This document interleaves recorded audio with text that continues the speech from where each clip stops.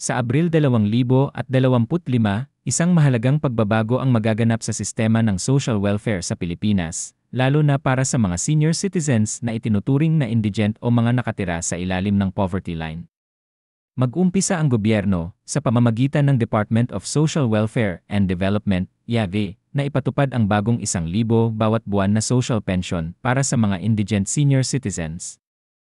Ang pagtaas mula 500 hanggang 1,000 bawat buwan ay isang tugon sa patuloy na pagtaas ng halaga ng mga bilihin at isang pagkilala sa mga pinansyal na hamon na kinakaharap ng mga matatandang Pilipino.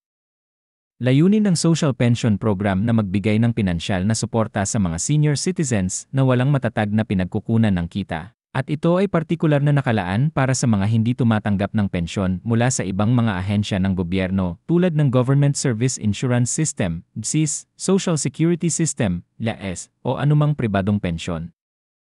Isa itong hakbang upang matiyak na ang mga pinakamahina at pinaka-vulnerable na miyembro ng lipunan ay magkakaroon ng sapat na pondo upang mapanatili ang isang minimum na antas ng pamumuhay, anuman ang kanilang edad o kalagayan sa kalusugan. Ang pagtaas sa 1,000 bawat buwan ay bahagi ng mas malawak na inisyatiba ng gobyerno upang mapabuti ang kalagayan ng mga nakatatanda, na kinikilala ang kanilang mahalagang kontribusyon sa lipunan at ang pangangailangang alagaan sila habang sila ay tumatanda.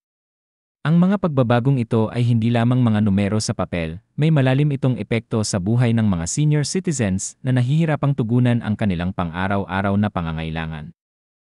Dahil sa patuloy na pagtaas ng mga presyo ng mga bilihin at mga bayarin sa mga utilities, ang pagtaas ng pensyon ay isang magandang balita para sa mga senior citizens na wala ng ibang pinagkukunan ng kita. Gayunpaman, kahit na inihayag na ang pagtaas ng halaga ng pensyon, maaaring nagtatanong pa rin ang mga senior citizens kung kailan nila eksaktong matatanggap ang mas mataas na halagang ito. Ang schedule ng pag-disburse ng taasan ay maaaring magkaiba-iba, ngunit inaasahan na sa Abril 2025 ay magsisimula ng ipamahagi ang 1,000 bawat buwan na pensyon.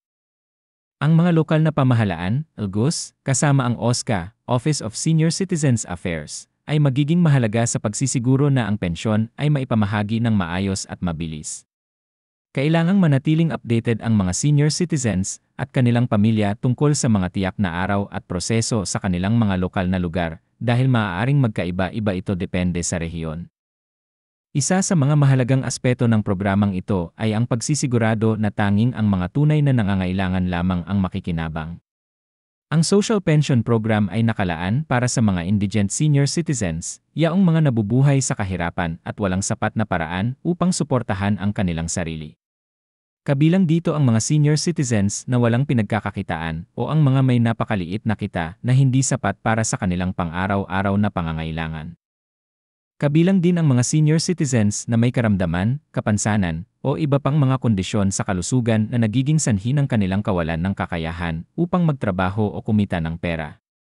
Ang programa ay layuning magbigay ng isang safety net para sa mga individual na ito, upang matiyak na mayroon silang anumang anyo ng pinansyal na tulong upang matulungan sila sa kanilang pang-araw-araw na pangangailangan tulad ng pagkain, gamot, at iba pang mga pangunahing pangangailangan. Upang maging kwalipikado para sa programa, kailangan matugunan ng senior citizens ang ilang mga kinakailangan. Una, sila ay dapat na hindi bababa sa 60 taon gulang, dahil ito ang minimum na edad na kinakailangan para sa social pension program. Ang pensyon ay para lamang sa mga itinuturing na indigent o mahirap, kaya hindi sila dapat tumatanggap ng regular na kita mula sa ibang mga pinagkukunan. Kung ang isang senior citizen ay tumatanggap ng pensyon mula sa GSIS, LAE, o iba pang katulad na programa, hindi sila magiging kwalipikado para sa social pension. Ito ay upang matiyak na nakatutok ang programa sa mga tunay na nangangailangan. Ang proseso ng aplikasyon para sa social pension ay maaaring straightforward, ngunit kinakailangan ng mga senior citizens o ng kanilang mga kinatawan na kolektahin at isumite ang mga kinakailangang dokumento. Isa sa mga pangunahing dokumento na kailangan ay ang patunay ng edad. Maaari itong mula sa isang government-issued o isang birth certificate. Bukod dito, kailangan ding magbigay ng patunay ng tirahan, karaniwan ay isang sertipiko mula sa barangay o iba pang mga opisyal na dokumento. Isang mahalagang dokumento din ay ang Certificate of Indigency. isang dokumento na ibinibigay ng barangay na nagpapatunay na ang senior citizen ay nabubuhay sa kahirapan at walang ibang pinansyal na suporta. Ang dokumentong ito ay mahalaga upang patunayan ang pagiging kwalipikado sa pensyon. Ang proseso ng aplikasyon ay maaaring magkaiba ng bahagya depende sa lokal na pamahalaan o barangay. Sa ilang mga kaso, kailangan ng mga senior citizens na pumunta sa kanilang lokal na Office for Senior Citizens Affairs, OSCA, upang isumite ang kanilang aplikasyon. Kapag na-verify na ang kanilang aplikasyon, maisasama sila sa listahan ng mga benepisyaryo ng programa. Mahalaga para sa mga senior citizens at kanilang mga pamilya na regular na suriin ang mga update mula sa kanilang lokal na OSCA tungkol sa proseso ng aplikasyon, pati na rin ang anumang karagdagang dokumento o kinakailangan na maaaring kailanganin. Para sa mga senior citizens na hindi kayang personal na bisitahin ang mga lokal na opisina dahil sa mga issue sa mobilidad o kalusugan, kadalasang maaaring tulungan ng kanilang mga pamilya o otorisadong kinatawan ang proseso ng aplikasyon. Mahalaga na suportahan ng mga pamilya ang kanilang mga nakatatandang kamag-anak upang matiyak na sila ay makikinabang sa programa kung sila ay kwalipikado. Dahil sa patuloy na pagdami ng mga senior citizens sa bansa, mahalaga na magpatuloy ang gobyerno sa pagpapadali ng proseso ng aplikasyon at tiyakin na walang kwalipikadong tao ang maiiwan. Kapag na-verify na at naisama na sa programa ang isang senior citizen, magsisimula na silang makatanggap ng buwanang pensyon. Sa kaso ng 1,000 social pension, ito ay ipamamahagi buwan-buwan, alinman sa pamamagitan ng direktang deposito sa bangko o sa pamamagitan ng mga tseke na ipinamamahagi ng lokal na pamahalaan, depende sa mga lokal na pamamaraan. Ang paraan ng distribusyon ay maaaring magkaiba depende sa rehiyon, kaya't mahalaga para sa mga benepisyaryo na manatiling updated tungkol sa mga partikular na proseso sa kanilang mga lokal na lugar. Hindi matatawaran ang papel na ginagampanan ng mga lokal na pamahalaan sa proseso ng distribusyon. Ang mga LGUs ay responsable sa pakikipag-ugnayan sa ESG upang matiyak na ang pensyon ay makarating sa mga kwalipikadong benepisyaryo. Ang distribusyon ay ginagawa sa lokal na antas, kung saan ang OSCA at iba pang mga grupo sa komunidad ay nagtutulungan upang matiyak na ang mga senior citizens ay naipaalam tungkol sa schedule ng distribusyon. Sa ilang mga lugar, maaaring isagawa ang distribusyon sa pinakamalapit na munisipyo o iba pang mga opisina ng gobyerno.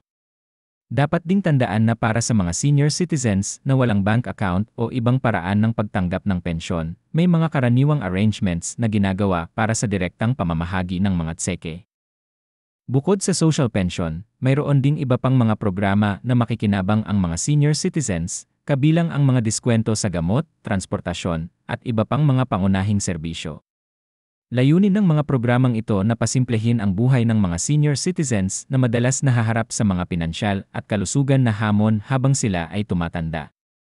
Habang ang social pension ay nagbibigay ng direktang pinansyal na tulong, ang mga iba pang programang ito ay layuning magaanin ang pasanin ng mga pang-araw-araw na gastusin. Ang gobyerno ng Pilipinas ay gumawa ng makabuluhang hakbang upang matiyak na ang populasyon ng mga nakatatanda ay mabigyan ng nararapat na pangangalaga, ngunit laging may lugar para sa pagpapabuti. Tungkol sa hinaharap, may mga pag-asa na patuloy na itataas ng gobyerno ang halaga ng social pension sa mga susunod na taon. Dahil sa patuloy na pagtaas ng halaga ng bilihin, maraming mga tagapagtaguyod ang nagsasabi na ang 1,000 bawat buwan ay hindi pa rin sapat upang ganap na masuportahan ang isang indigent senior citizen. Patuloy ang mga tawag upang unti-unting itaas ang halaga upang mas maisalamin ang kasalukuyang kalagayang pang-ekonomiya. Lalo na at patuloy na dumadami ang mga senior citizens sa Pilipinas, tumataas ang interes at panawagan na dagdagan ang halaga ng social pension upang mas matugunan ang pangangailangan ng mga nakatatanda.